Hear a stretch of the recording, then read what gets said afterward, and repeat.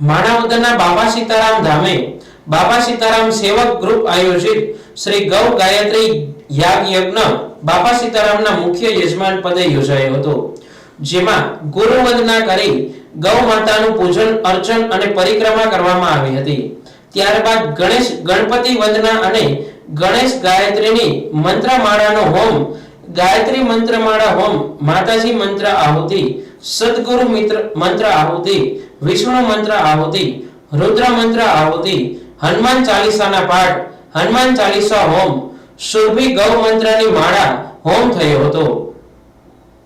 શ્રી ગૌ ગાયત્રી યજ્ઞના સંયોજક અને ગૌ ઉપાસક મયુર રાવલના માર્ગદર્શન હેઠળ શાસ્ત્રી દીપકભાઈ ભટ્ટે 25 કુંડી યજ્ઞનું આચાર્ય પદ સ્વીકાર્યું હતું। આ પ્રસંગે આનંદ આશ્રમ બિલખાના તેજસ્વી વિદ્યાર્થી શાસ્ત્રી પૂજ્ય નીરવભાઈ પંડ્યાજી દક્ષિણામૂર્તિ સ્ત્રોત્રની અને ગુરુ મંત્રની આહુતિનું ગાન કર્યું હતું। સમસ્ત બ્રહ્મ સમાજના આગેવાનો અજયભાઈ વ્યાસ, શૈલેષભાઈ રાવલ, હિમાંશુભાઈ દવે, અશ્વિનભાઈ વ્યાસ, નગરપાલિકાના પૂર્વ કર્મચારી ગોકળભાઈ ચૌહાણ, લોક ગાયક અર્જુનભાઈ બાલાસરા સહિત સારી સંખ્યામાં ભાવિક ભક્તો જોડાયા હતા। બાપા સીતારામ ગ્રુપના સાથીઓ ગૌ ભક્તો તમામ માટે ફરાળની મહાપ્રસાદીની વ્યવસ્થા કરી હતી। દિલીપ બાપુ કાપડી તથા અન્ય મિત્રોએ ભારે જહેમત ઉઠાવી હતી અને 250 ભાવિકોએ આ યજ્ઞનો લાભ લીધો હતો।